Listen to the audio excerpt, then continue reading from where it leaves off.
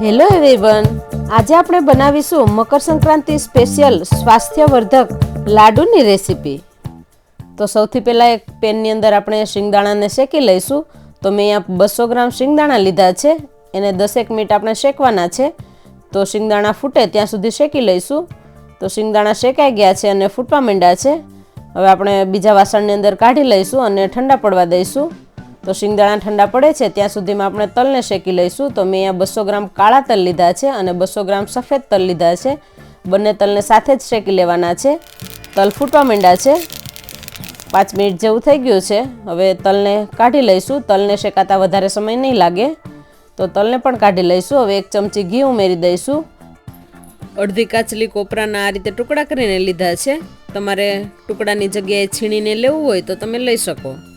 તો કોપરાના ટુકડાને પણ 5 મિનિટ આ રીતે ઘીમાં શેકી લઈશું। ઘીમાં શેકવાથી એનો ટેસ્ટ સારો આવશે। તો 5 મિનિટ જેવું થઈ ગયું છે, હવે કાઢી લઈશું।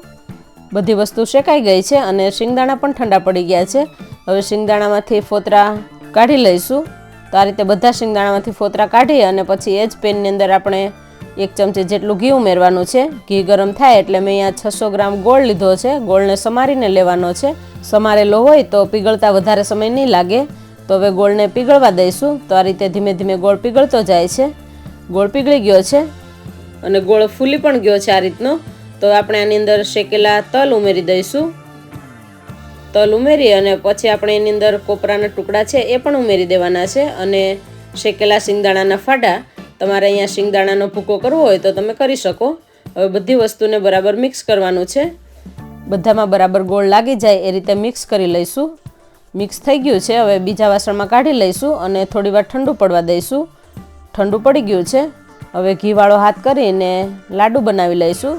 તમારે જે પ્રમાણે નાના મોટા કરવા હોય એ પ્રમાણે બનાવી શકો। તો આ રીતના લાડુ બનાવી લઈશું।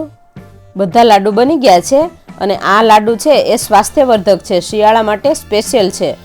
ખાવામાં હેલ્ધી એવા મકર સંક્રાંતિ સ્પેશિયલ લાડુ બનીને તૈયાર છે।